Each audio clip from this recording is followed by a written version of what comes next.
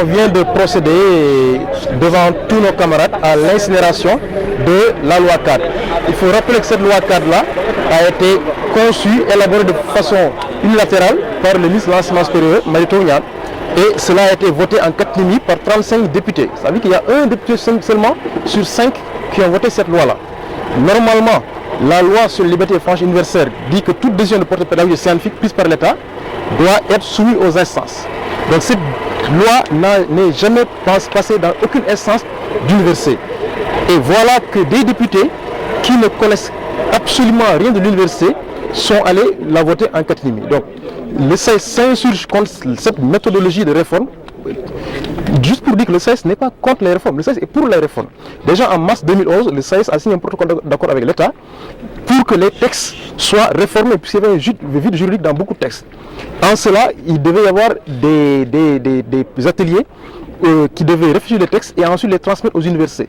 Et au beau jour, on nous dit que le texte a été signé et transmis aux députés. Alors, vous vous rappelez bien, l'étudiant Bassirou Faye a été tué au mois d'août. Et le 8e jour du décès de l'étudiant Bassirou Faye, le 21 août, c'est ce jour-là que Mary Teuw a choisi pour transmettre la loi aux députés. Alors que tout le Sénégal était en train de pleurer la mort d'un étudiant tué. Juste par son entêtement, il a choisi d'amener cette loi à l'Assemblée. Je pense que cela pose problème. Au moment où le CES se réclame les étudiants, il a choisi ce moment-là pour continuer ces réformes. Alors, on n'est pas contre les réformes, mais c'est la méthodologie de la réforme. La méthode cavalière, la méthode guerrière, ça ne marche pas pour les enseignants. Je pense que vous avez dans les universités sénégalaises un ensemble d'enseignants qui réfléchissent, qui sont aussi intelligents que lui, qui sont capables de produire des lois en accord avec ce que l'université veut. Et cela, on refusera en tout cas que cette loi-là puisse être appliquée.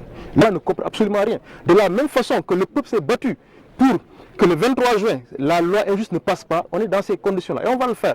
Je pense que notre dignité d'universitaire ne peut pas être hypothéquée par une seule personne qui est en train d'accepter tout ce qu'il a rejeté depuis qu'il était là. Ça, il faut le comprendre. Vous savez que c'est le ministre de l'Enseignement supérieur qui sélectionne, oriente les bacheliers. Cela n'a aucun sens. On est en période de Coupe d'Afrique. Imaginez-vous un seul instant que le ministre des Sports fasse la sélection des joueurs de l'équipe nationale, fasse le classement sur le terrain. Les Sénégalais moyens ne veulent pas le comprendre. Le plan B. di xaar di muñ ay at a ngi nii suñu xeex bi nga xam ni moo mujj ci 2012 la woon boobu ak léegi li ñu gis mooy ki nga xam ni mooy ministre de l'enseignement supérieur et de la recherche di Mary Teuw Niane dafay jël ay ndogal di xaatim ay téere di jël ay charte di ko teg ci ndodd université mel na moom muy Mary Teuw Niane nekkul universitaire ñoo nekkoon fii ci Gaston Berger nekk universitaire na moom naw ko di ànd ak moom di xeex li nga xam ni tey jii ñu ngi koy teg ci ndodd université tey jii nii mu jóg xëy na doon ministre wala mu nekk ci beneen langue politique tax ba li nga xam ni mooy gàllankoor université bi te muy nekk loi cadre bii ñu jël ko di ko teg ci ndodd bi lan mooy loi cadre mooy lépp lu nga xam ne rek moom sa bopp la ci ki nga xam ni mooy jàngale ak di gëstu te moom ci sa bopp boobu du nekk loolu rek moom sa xalaat di xalaat li nga xam ni doo ko wéer fenn fudul ci science fudul ci xarale fudul ci lan mooy jëmale kanam askan wi lan mooy jëmale kanam askanu Sénégal ak askanu